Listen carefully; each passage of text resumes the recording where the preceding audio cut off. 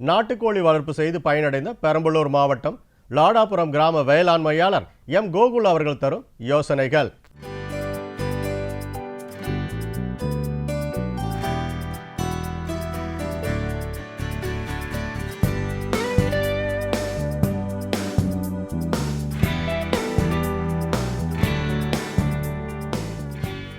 நான் வந்துட்டு PS agri முடிச்சிருக்கேன். காலேஜ்லாம் முடிச்சுட்டு நான் அப்படியே ஸ்டார்ட் பண்ணேன் சார். அப்படியே கோழி வளர்க்க ஸ்டார்ட் பண்ணிட்டேன். ஸ்டார்ட் பண்ணதுக்கப்புறம் நாங்கள் ஃபஸ்ட்டு அசில் கிளாஸ் வளர்க்க ஆரம்பித்தோம். ஒரு 100-200 வளர்க்க ஆரம்பித்தோம். அதில் ஒரு டிசீஸ்லாம் வரும். நான் இங்கே கேவிகே கனெக்ட் பண்ணி அப்படியே என்னென்ன நோய் மேலாண்மைலாம் கற்றுக்கிட்டேன் நான் கொஞ்சம். அப்புறம் அங்கே வளர்ந்ததுக்கப்புறம் இங்கே வந்துட்டு ஒரு வெரைட்டி கொடுத்தாங்க. நந்தனம் சொல்லிட்டு ஒரு வெரைட்டி சொன்னாங்க. அது கொஞ்சம் ஒரு ஸ்கீமில் பண்ணி கொடுத்தாங்க. அது ஸ்டார்ட் பண்ணிகிட்டு இருந்தோம். அதுக்கப்புறம் வந்துட்டு இப்போ நாங்கள் அதெல்லாம் விற்று சேல் பண்ணதுக்கப்புறம் மறுபடியும் இப்போ நாங்கள் வந்துட்டு பெருவிடன்னு சொல்லிட்டு ஒரு கோழி வந்து நம்ம நாட்டுக்கோழி பெருவிட நாட்டுக்கோழி வந்து வளர்த்துக்கிட்டு இருக்கோம். அது பார்த்திங்கன்னா உங்களுக்கு நாங்கள் டே ஓல்டாக வாங்குகிறோம். நாங்கள் ஒரு 2 மந்த்தில் சேல் பண்ணிட்டுருக்கோம் சார். நம்ம ஆல் ஓவர் இந்தியா ட்ரான்ஸ்ஃபர் பண்ணிகிட்ருக்கோம். அம்மாபாளையத்துலேருந்து ஆல் ஓவர் இந்தியா ட்ரான்ஸ்ஃபர் பண்ணிகிட்ருக்கோம் சார். ஒரு 10லேருந்து மினிமம் 10லேருந்து 100, 50 அந்த மாதிரி மினிமம் பண்ணிட்டுருக்கோம். பர் மந்த் பார்த்தீங்கன்னா மேக்ஸிமம் ஒரு 200லேருந்து 300 சிக்கி கொடுத்துட்ருக்கோம். நம்ம வெளியே சேல் பண்ணிட்டுருக்கோம் சார். செட்டு சைஸ் பார்த்திங்கன்னா எனக்கு 10க்கு 25 இருக்குது சார். ஷெட்டோட சைஸ் எங்களுக்கு வந்துட்டு. ப்ரூடிங் பார்த்தீங்கன்னா எங்களுக்கு வந்துட்டு ஒரு மினிமம் ஒரு 10 நாள் போடுவோம் சார். ப்ரூடிங் ஒரு 10 நாள் போடுவோம். அதுக்கப்புறம் பார்த்திங்கன்னா நம்ம ஒரு பர்டிகுலர் இடத்துல வந்துட்டு ஸ்பேஸ் விட்டு நம்ம அப்படியே வளர்க்க ஆரம்பிச்சிடுவோம். அவ்வளோதான். கம்பெனி ஃபீடு தான் வந்து நாங்கள் ஸ்டார்டிங்கில் ஒரு 20 டேஸ் கம்பெனி ஃபீடு தான் போடுவோம். அப்புறம் மெய்ஸோட கொஞ்சம் அரைச்சி அப்படியே கலந்து போடுவோம் சார்.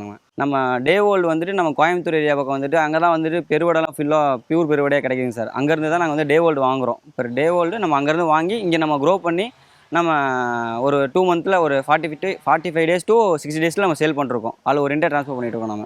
அந்த மாதிரி நாங்கள் டே ஓல்டு வந்ததுக்கப்புறம் என்னென்னா ஒரு 5 to 7 டேஸில் வந்துட்டு F1 போடுவோம். அடுத்து வந்து 12 டேஸில் வந்துட்டு 12 to 15 டேஸில் வந்து IBD போடுவோம். மறுபடியும் 18 டேஸில் மறுபடியும் IBD பூஸ்டர்னு ஒன்று போடுவோம். மறுபடியும் வந்துட்டு ஒரு 28 டேஸில் வந்துட்டு லசோட்டா போடுவோம். 45 டேஸில் வந்துட்டு பவுல் பாக்ஸ் போடுவோம். இதெல்லாம் போட்டு முடிச்சா தான் நாங்கள் வந்துட்டு சிக்ஸை டெலிவரி பண்ணுவோம். 60 டேஸில் வந்துட்டு R2Bன்னு சொல்லுவாங்க. அது அந்த வேக்சின்லாம் கம்ப்ளீட் பண்ணிட்டு தான் நாங்கள் வந்து சேல் பண்ணுவோம். நாங்கள் மேக்ஸிமம் வந்துட்டு சிக்குக்கு வந்துட்டு ரெக்க தொங்கி சாகர நோய் வருங்க. அது வந்துட்டு சளியாக மாறும், குறைசாக மாறும், அப்புறம் வந்துட்டு வெள்ளை கழிச்சலாக மாறும். இந்த ஒரு 3-4 வகை தான் வந்துட்டு மேக்ஸிமம் கோழிகளுக்கு வரும். இதை நம்ம வந்துட்டு ஸ்டார்டிங்லேயே நம்ம வந்துட்டு டே 1ல் வந்துட்டு வந்தோடனே சக்கரை தண்ணி வைப்போம். சக்கரை தண்ணினா கருப்பட்டி சக்கரை தண்ணி வைப்போம். டே 1லேருந்து டே 2 வைப்போம். மறுபடியும் 4ஆம் நாள் 3ஆம் நாள் பார்த்திங்கன்னா நம்ம வந்துட்டு லிக்ஸின்னு சொல்லிட்டு ஒரு பவுடர் இருக்குது. அது நாங்கள் யூஸ் பண்ணுவோம்.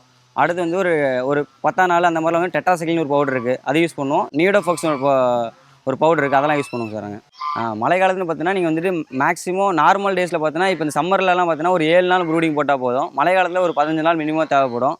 இப்போ நார்மல் டைமில் சம்மர் டைம்லாம் பார்த்தீங்கன்னா ஒரு கோழி குஞ்சுக்கு வந்து 1 யூனிட் இருந்தால் போதும், 1 வாட் இருந்தால் போதும். ஒரு சிக்குக்கு 1 வாட் அந்த மாதிரி இருந்தால் போதும். மற்ற டைமில் வந்துட்டு மழை காலத்தில் வந்து ஒரு 2 வாட்ஸ் இருந்தால் கொஞ்சம் நல்லாயிருக்கும். ஒரு சிக்குக்கு 2 வாட்ஸ் இருந்தால் கொஞ்சம் நல்லா க்ரோத் நல்லாயிருக்கும். உங்களுக்கு வேறு எந்த ஒரு கம்ப்ளைண்ட்டும் வராமல் இருக்கும். மேக்ஸிமம் அந்த ரெக்க தூக்கி சாகிறது, ஒரே டைமில் கூட்டமாக போய் கோழி குஞ்செல்லாம் ஒரே அடைஞ்சி சாகிற மாதிரி அந்த மாதிரி நோயெல்லாம் வராமல் இருக்கும் சார். மேக்ஸிமம் இப்போ ஏதாவது புதுசாக எதாவது ஆரம்பிக்கணும்னா ஃபஸ்ட்டு அவங்க லோக்கலில் வந்து என்ன மார்க்கெட்டிங் வந்துட்டு கோழிலாம் நல்லா மூவ் ஆகும் போல நல்லா தெரிஞ்சுக்கிட்டு இப்போது ஒரு ஏரியா பார்த்தீங்கன்னா இப்போ நீங்கள் கொங்கு மண்டலத்தை எடுத்திங்கன்னா நீங்கள் வந்துட்டு பெருவடை தான் அதிகமாக சூஸ் பண்ணுவாங்க. இப்போ நம்ம ஏரியாவில் பார்த்தீங்கன்னா பெரம்பலூர் இந்த பக்கம் கடலூர்லாம் பார்த்தீங்கன்னா சிறுவடை யூஸ் பண்ணுவாங்க. ஏன்னா இங்கே இருக்க மக்கள் வந்துட்டு 1 கிலோ 2 கிலோ 1 கிலோ 1.5 கிலோ கோழி தான் கேட்பாங்க. அங்கே பார்த்தீங்கன்னா மினிமம் 3 to 4 கிலோ ரேஞ்சு அந்த மாதிரி கோழிங்களை விரும்புவாங்க. ஸோ இங்கே வந்துட்டு நீங்கள் எந்த ஏரியான்னு பார்த்துட்டு முதல்ல அந்த ஏரியாவுக்கு தகுந்த மாதிரி நீங்கள் வந்து கோழி சூஸ் பண்ணணும். கோழி சூஸ் பண்ணி நீங்கள் அதை வந்துட்டு நீங்கள் ஃபஸ்ட்டு பக்கத்தில் ஏதாவது உங்களுக்கு ஆல்ரெடி கோழி வளர்க்குறாங்கன்னா அவங்ககிட்ட நீங்கள் கன்சல்ட் பண்ணிவிட்டு எப்படிலாம் வளர்க்கணும் என்னென்னு பார்த்துக்கணும். மேக்ஸிமம் நீங்கள் டே ஓல்டாக வாங்கினீங்கன்னா நீங்கள் ஃபஸ்ட்டு நீங்கள் வளர்க்க போகிறீங்கன்னா மேக்ஸிமம் மந்த் ஓல்டு வாங்கிக்கிங்க. மந்த் ஓல்டு வாங்கிட்டுனா கொஞ்சம் ஈஸியாக இருக்கும். அவங்க ஒரு 3 வேக்சின் கம்ப்ளீட் பண்ணியிருப்பாங்க. அதுக்கப்புறம் உங்களுக்கு வந்துட்டு ஈஸியாக இருக்கும் வளர்க்குறதுக்கு. நீங்கள் அதுலேருந்து 1 மந்த் நீங்கள் வந்துட்டு ஏதாவது செட்டப் ஒரு பர்டிகுலர் இடத்துல நீங்கள் வளர்த்துட்டு அதுக்கப்புறம் ஒரு மேக்ஸிமம் 2 மந்த்ஸ்க்கு அப்புறம் நீங்கள் ஃப்ரீ ரேஞ்சாக நீங்கள் மேய்ச்சல் ஓடுறது ரொம்ப நல்லா இருக்கும். அதுக்கு நடுவில் பார்த்தீங்கன்னா உங்களுக்கு ஏதாவது கொத்திக்கிற பிரச்சனை அந்த மாதிரி வந்து கால்சியம் கம்மியாக இருந்துச்சுன்னா உங்களுக்கு இந்த மாதிரி கொத்திக்கிற பிரச்சனை வரும். ஒரு பர்டிகுலர் இடத்துல கம்மியான இடத்துல அதிகமான குவான்டிட்டி நீங்கள் வளர்க்கும் போது கண்டிப்பாக கொத்திக்கிற பிரச்சனை வரும். அப்போ நீங்கள் வந்து அசோலா இந்த மாதிரி பசுந்தீவனம் ஏதாவது போட்டால் கொஞ்சம் உங்களுக்கு வந்து இந்த கொத்திக்கிற பிரச்சனைலாம் வராமல் இருக்கும். இல்லைனா டிபிக்கிங் பண்ணலாம். மூக்கை வந்துட்டு லைட்டாக வந்து தேய்க்கிறது ஒரு மிஷின் ஒன்று இருக்கும். அது டிபிக்கிங் மிஷின் சொல்லிட்டு அந்த மிஷினில் நீங்கள் லைட்டாக தேய்ச்சிங்கன்னா உங்களுக்கு வந்துட்டு மேக்ஸிமம் அந்த கொத்திக்கிற பிரச்சனை வராது.